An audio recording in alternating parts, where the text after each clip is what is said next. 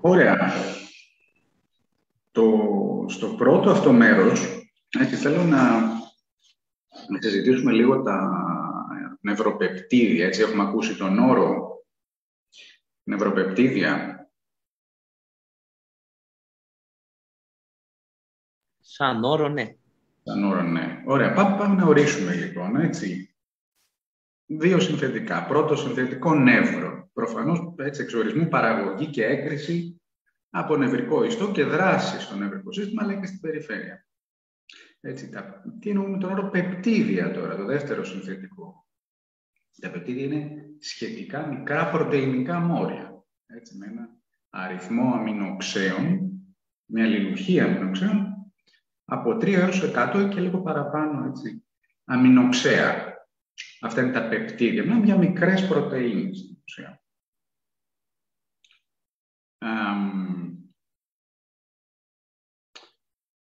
Ωραία. Εδώ αριστερά βλέπετε δύο φαρμακολόγους, τον Von Euler και τον Sir John Gundam, οι οποίοι το 1931 αναφέρουν στην βιβλιογραφία ένα από τα πρώτα νευροπεπτίδια τα οποία έγιναν γνωστά. Πρόκειται για την ουσία P, η substance P στα αγγλικά. Έτσι, το P είναι από το powder, από τη σκόνη, γιατί πράγματι τα παρασκευάσματά τους ήταν κονιορτοποιημένο σε μορφή σκόνη, εγκέφαλος. Έτσι, και μας λένε οι Euler και Gundam ότι πρόκειται για μια ουσία, μια σκόνη, η οποία προκαλούσε στα κουνέλια τα οποία χρησιμοποιούσαν τότε συσπάσεις στο έντερο και υπόταση.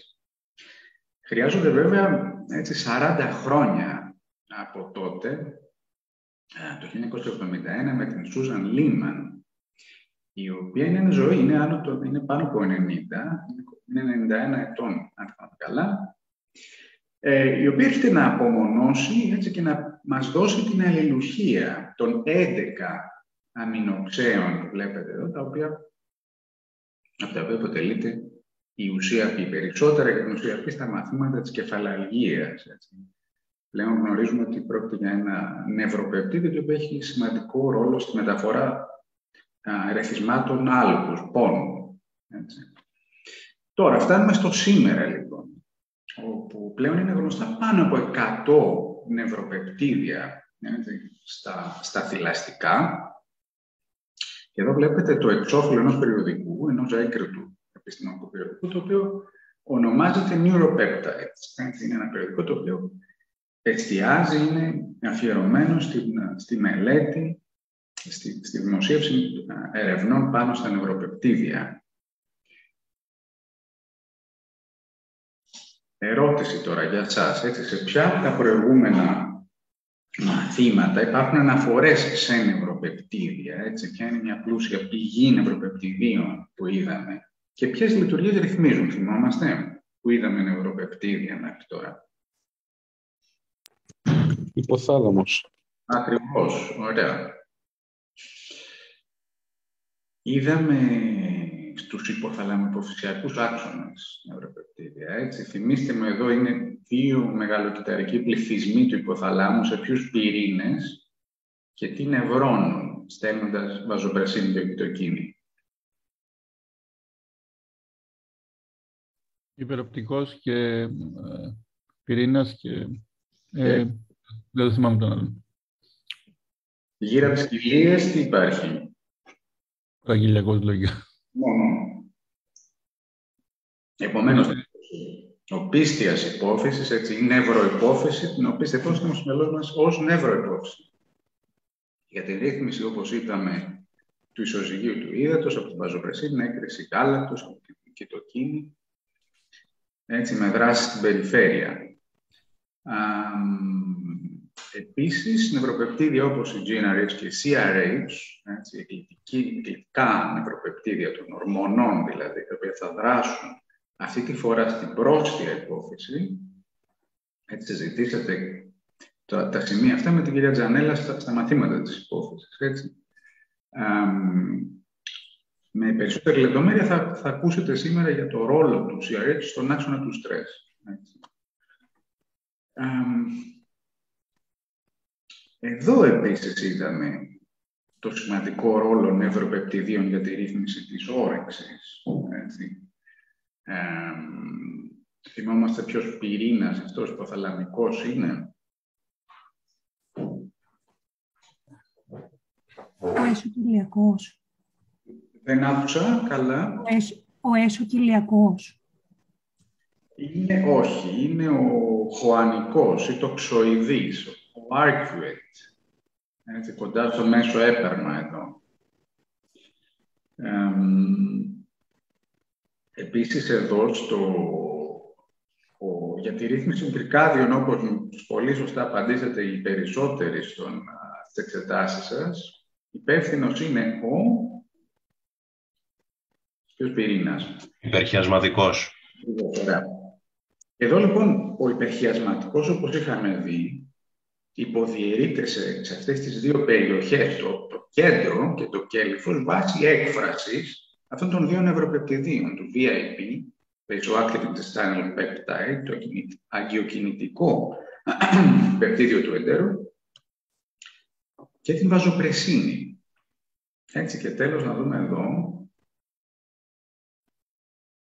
για τη ρύθμιση του ύπνου. Εδώ σας το έχω δώσει. Είναι ο ενδιάμεσος πυρήνας, ο οποίος παράγει γκάμπα, έτσι, το ανασταλτικό αμινοξίδιο το οποίο ακούσατε χθες, αλλά και ένα πεπτίδιο, ένα νευροπεπτίδιο. Θυμόμαστε εδώ ποιο είναι το νευροπεπτίδιο στο προαγωγό του ύπνου, τον ενδιάμεσο.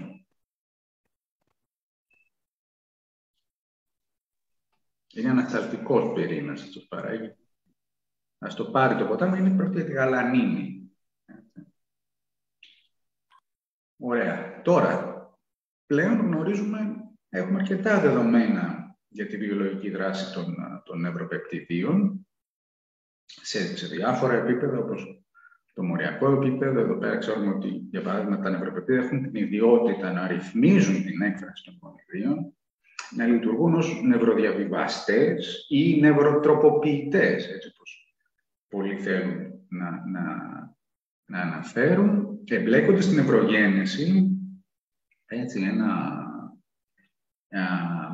μέσω μηχανισμών για τους οποίους θα ακούσετε σήμερα από την κυρία Κουτμάνη, αλλά και στην άνοσοτροποποίηση, παραδείγματος χάρη με δράση σε μικρογλιακά κύτταρα. Έτσι, σε ένα επίπεδο ιστού οργάνου, έχουμε τη διαμόρφωση νευρονικών δικτύων μέσω νευρογένεσης. Έτσι, διότι, αν θυμάστε, τα νέα κύτταρα, έτσι, τα οποία δημιουργούνται, ενσωματώνονται σε ένα κύκλωμα, έτσι, ένα δίκτυο του υποκάμπου ή ακόμα και το rostral stream, αυτό το οποίο υπάρχει στους σφαιρτικούς λόγους.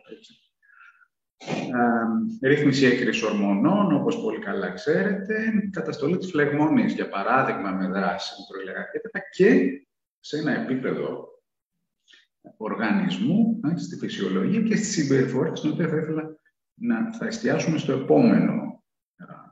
επόμενη παρουσίαση. Έτσι.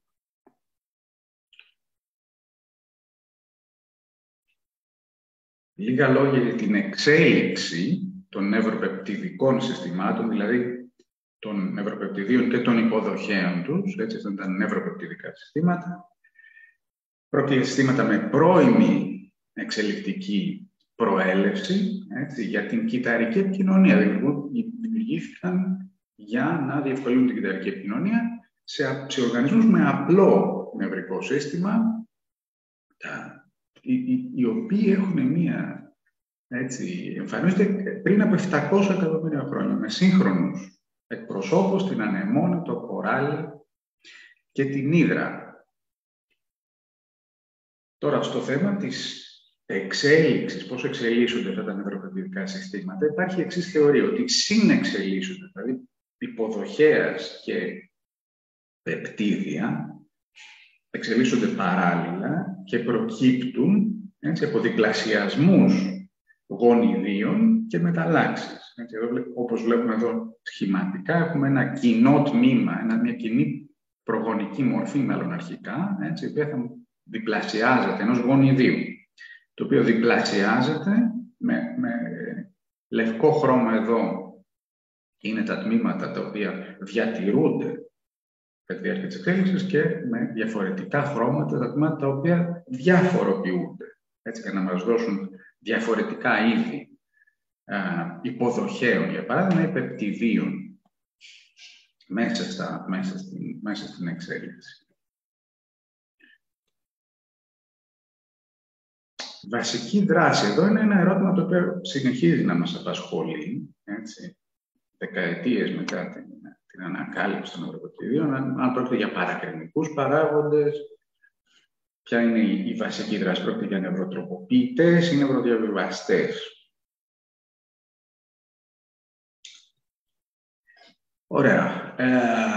Εδώ που θα ήθελα το σημείο στο οποίο θα ήθελα να εστιάσω τώρα είναι έτσι μερικές από τις διαφορές, έτσι, πώς διαφοροποιούνται τα νευροπεπτίδια από τους κλασικούς ή μικρομοριακούς, όπως πολλές φορές θα τους ακούσετε, νευροδιαβιβαστές, όπως το GABA και το glutamate, το γλυταμικό, για τα οποία ακούσατε χθες, στις διαλέξεις των αμινοξέων. Προφανώς μεγαλύτερο μοριακό βάρος, ακόμα και 50 φορές, περισσότερες θέσεις αναγνώρισης, έτσι, για την πρόσδεση σε υποδοχής, που σημαίνει μεγαλύτερη συνάφεια πρόσδεσης, το ακούσετε και σαν συγγένεια, που έχει ως συνέπεια να μπορούν να επιδράσουν, έτσι, σε πολύ χαμηλότερες συγκεντρώσεις. Εδώ μιλάμε για συγκεντρώσεις νάνομόλ. 10⁻9 είναι το νάνο στο λίτρο.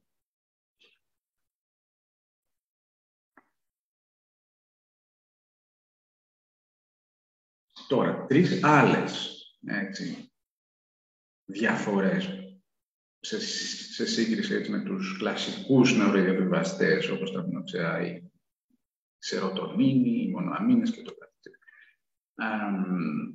Αφορούν τη βιοσύνθεση, την αποθήκευση και την ανακύκλωση, την επαναπροσρόφηση. Έτσι. Βιοσύνθεση, λοιπόν,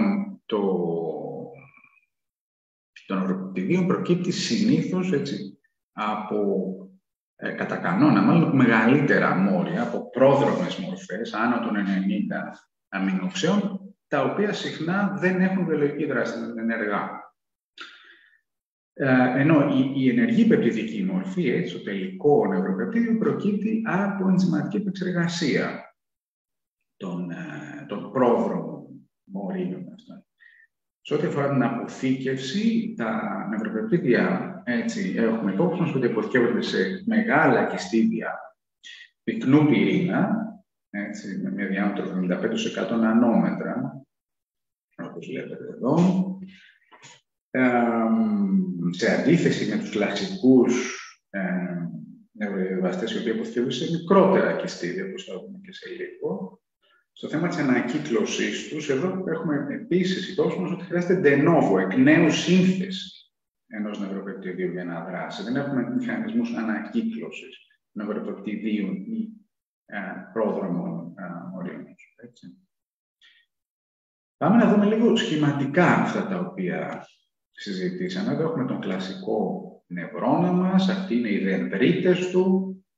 Εδώ έχουμε τον πυρήνα του και εδώ είναι ο άξονας του και το τελικό κομβείο του. Έτσι. Εδώ θα είχαμε τη σύναψη. Πάμε λοιπόν να δούμε αρχικά η σύνθεση. Πού θα γίνει η σύνθεση, δηλαδή πώς θα αρχίζατε την αφήγηση για αυτό την λειτουργία. Ελάτε. Στα λιποσώματα, πυρήνες δεν είναι. Πρωτεΐνες δεν είναι. Είναι πρωτεΐνες, ναι, οι οποίες αρχικά έχουν... Έτσι, μεταγραφή mRNA, πάει μυτοχόνδρια.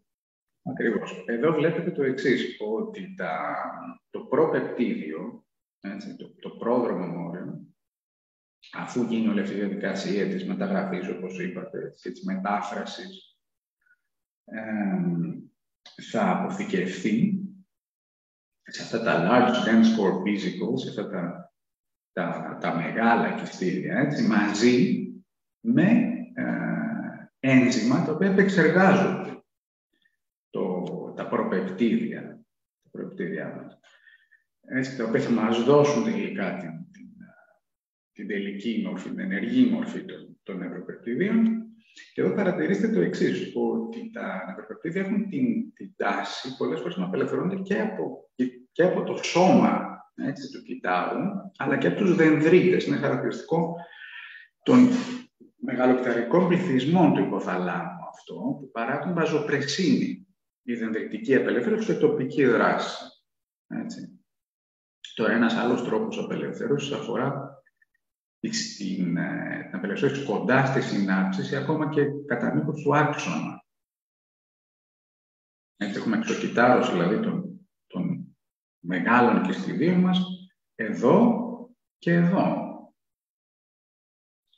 Έτσι, καθόλου ταξίδι εδώ, σε όλη την πορεία αυτή, μεταξύ μπορεί να έχουμε και την επεξεργασία. Όσο ταξιδεύουν τα κυστίδια, μπορούμε να έχουμε τα ένζημα τα οποία επεξεργάζονται, τα προπεπτίδια μας.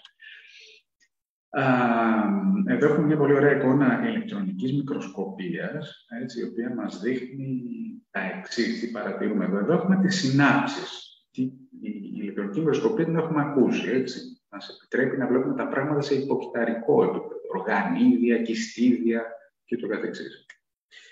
Βλέπουμε λοιπόν, εδώ παρατηρούμε το εξής.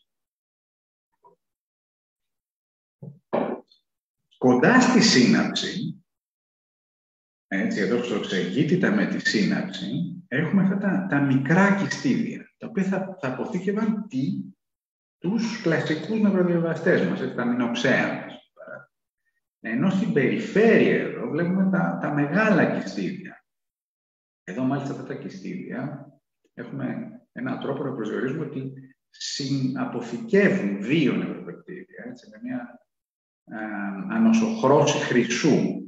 Εδώ έχουμε βάλει αντισώματα, τα οποία είναι συνδεδεμένα με σφαιρίδια χρυσού διαφορετικής διαμέτρου, έτσι, και έτσι μπορούμε να ξεχωρίζουμε εδώ ότι ένα μεγάλο κυστίδιο συναποθηκεύει. Είναι χαρακτηριστικό των μεγάλων κυστιδιών.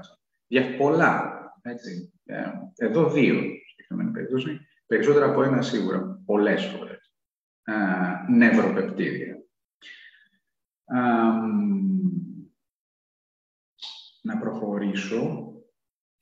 Εδώ ένας γενικός κανόνας ό,τι αφορά την απελευθέρωση. Πάλι έφτασαν, έτσι, έκαναν το ταξίδι τους, φτάσαν κοντά στη σύναψη, αλλά στην περιφέρειά της. Τα κυστίδια. Αυτό το οποίο έχουμε στο μυαλό μας επίσης είναι ότι η εξωκυτάρωση, έτσι, η απελευθέρωσή τους, των νευροπεπτιδίων από αυτά τα μεγάλα κυστίδια απαιτεί υψηλή συχνότητας διέγερση. Έτσι, πρέπει να διεγείρουμε με υψηλή συχνότητα, ένα burst. Έτσι. Μια ρηπή πρέπει να φτάσει εκεί πέρα στο κομβείο μας για να απελευθερωθούν τα κυστίδια, σε αντίθεση με τους κλασικούς νευροδιαβαστές, οι οποίοι μπορούν να απελευθερωθούν κάτω από μια χαμηλότερη συχνότητα διέγερση. Είναι μια διαφορά και ένας κανόνας που μπορούμε να έχουμε στο μυαλό μας. Εδώ το βλέπετε σχηματικά. Εδώ στο σχήμα φαίνεται μια τοπική αύξηση των ιών των ασβεστίου, έτσι, μετά από μια χαμηλή συχνότητα διέγερση και την αυτόματη εδώ στη σύναψη απελευθέρωση της μικρής διαμέτρου κυστιδιού. Ενώ στο κάτω σχεδιάγραμμα χρειάζεται μια διάχυτη αύξηση σε όλο το κομβείο, δηλαδή μετά από μια συνεχόμενη διέγερση, μια υψηλή συχνότητα καλύτερα διέγερση για την απελευθέρωση εδώ στην περιφέρεια, όπως είδαμε και στο σχήμα πριν, των μεγάλες διαμέτρου κυστιδίων που αποθηκεύουν τα νευροπεπτίδια.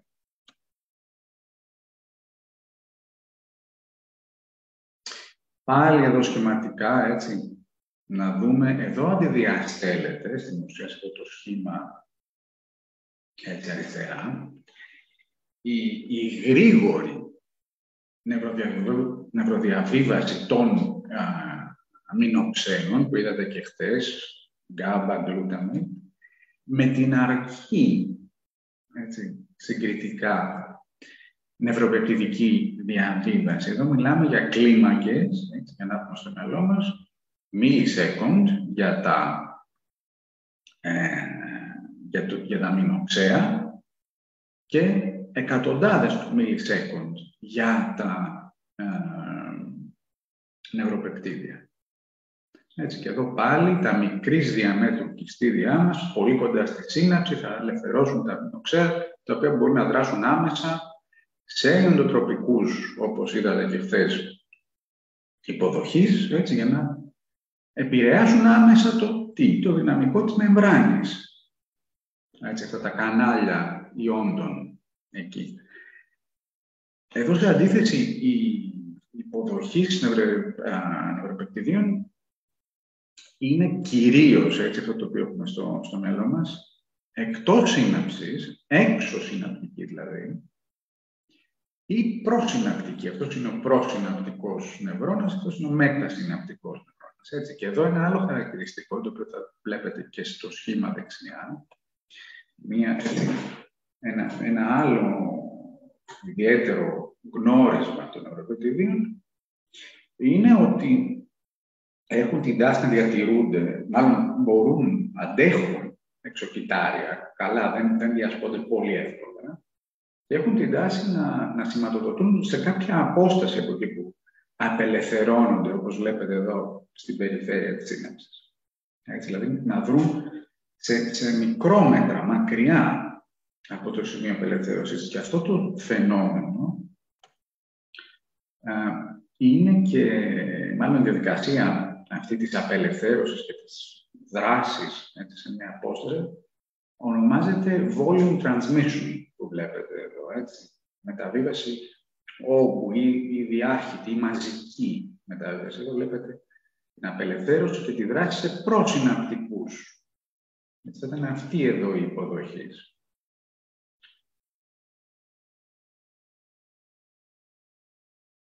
Τώρα, για τους υποδοχείς των νευροπεπτιδίων.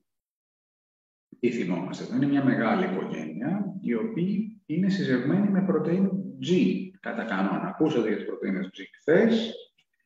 Γνωρίζουμε ότι υπάρχουν 700 γονίδια τέτοιων νευροπεπτιδικών υποδοχέων στον άνθρωπο. Είναι γνωστοί και ως οφιοειδείς. Βλέπετε εδώ, η serpentine στα αγγλικά.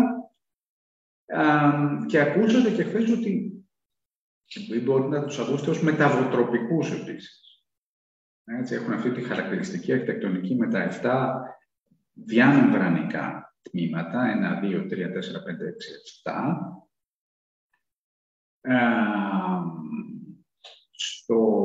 Εδώ, στον εξωκυτάριο χώρο, γίνεται η πρόσδεση, έτσι, με το νευροπεπτίδιο. Εδώ, στον εξωκυτάριο, θα έχουμε τη συζήτηση με την πρωτεΐνη G, η οποία θα μεταφέρει, στην ουσία, αυτός είναι ο ρόλος της, είναι ένας διαμεσολαβητής εσωκυτάριος, έτσι, μέσα στο κύτταρο, όπως θα δούμε και στη συνέχεια, ο οποίος μεταφέρει το σήμα εσωκυτάρια και επιδρά στο όχι απαραίτητα μετασυναπτικό, αλλά στο κύτταρο το οποίο δέχεται αυτά τα ερεθίσματα από τα νευροπεπτίδια.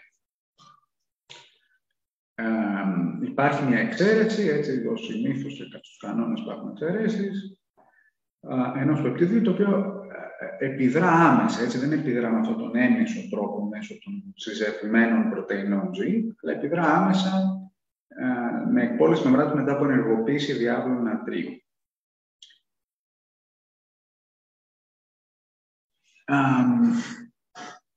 Τώρα, να δούμε λίγο αυτές τις περίφημες πρωτεΐνες G. Τι είναι οι πρωτεΐνες G? Τις βλέπετε εδώ. Η πρώτη ετεροτριμερή, δηλαδή αποτελούνται από 3 διαφορετικά τμήματα, έτσι, και δεσμεύουν διφωσφορική στην ανενεργή μορφή τους ή τριφωσφορική γουανοσίνη στην ενεργή μορφή τους. Έτσι, αυτό εξού και το G. Έτσι. Από εκεί προέρχεται το GDP. Όπως είπα, είναι μοριακοί διακόπτες για την βεκταρική σηματοδότηση, έτσι, στο εσωτερικό του κυττάρου πλέον, και μπορούν να επιδράσουν, έτσι, ως αγγελιοφόροι δηλαδή του σήματος εσωκυτάρια, σε άλλα ένζημα, για παράδειγμα, τις μεμβράνες, όπως η αδενυλική κυκλάση που βλέπουμε εδώ. Έτσι. ή ακόμα και σε κανάλια, σε διάβλους, δηλαδή, ιόντων στη μεμβράνη. Αλλά έχουμε υπόψη μας ότι η επίδραση προφανώς, εφού έχουμε έναν διαμεσολαβητή εδώ, η επίδραση στο δυναμικό της μεμβράνης είναι πιο αργή. Συμφωνούμε? Λογικό, έτσι. Εφόσον εξαρτάται από χρονοβόρες βιοχημικές διαδικασίες. Ναι, το άλλο κομμάτι το οποίο έτσι στο οποίο δεν αναφέρεται εδώ είναι ότι μέσω αυτής της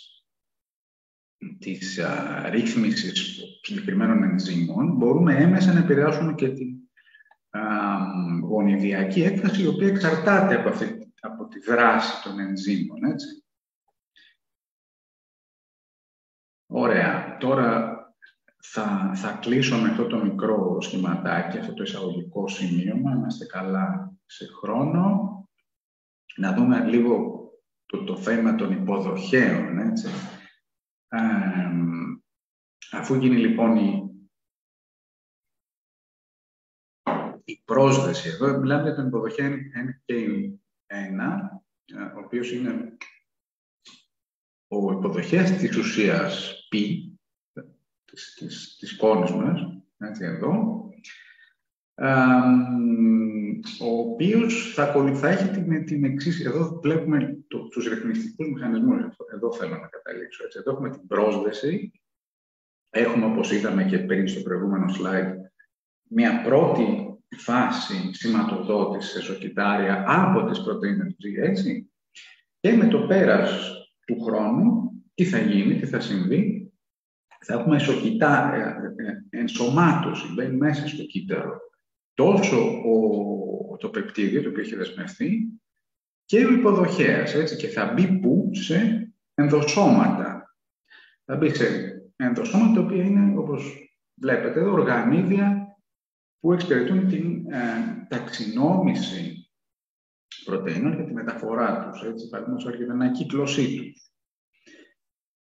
Σε αυτό το σημείο ενδιαφέρον έχει το ότι μπορεί να συνεχίζεται η εσωκυτάρια σηματοδότηση, ακόμα και μέσα στο κύτταρο και μέσα από τα ενδοσώματα. Έτσι. Και εδώ βλέπουμε δύο δρόμους που μπορούν να ακολουθήσουν πλέον το σύμπλεγμα αυτό νευροπεπτιδίου υποδοχέα εσωκυτάρια. Ο ένας αφορά τα λυσοσώματα, δηλαδή έχουμε μεταφορά σε λυσοσώματα, τα οποία είναι καταβολικά οργανίδια, έχουμε υδροητικά ένζημα τα οποία διασπούν μυομόρια ή σε ενδοσώματα ανακύκλωση, για να φτάσει πάλι ο υποδοχέας στην μεμβράνη και να ξεκινήσει πάλι ένας κύκλος σηματοδότησης από την ουσία π. Έτσι. Στην περίπτωση του υποδοχέα της ουσίας π, η εσωτερήκευση, αυτό το κομμάτι, έτσι, διαρκεί περίπου 5 λεπτά, ενώ η ανακύκλωση 30 λεπτά. Έτσι.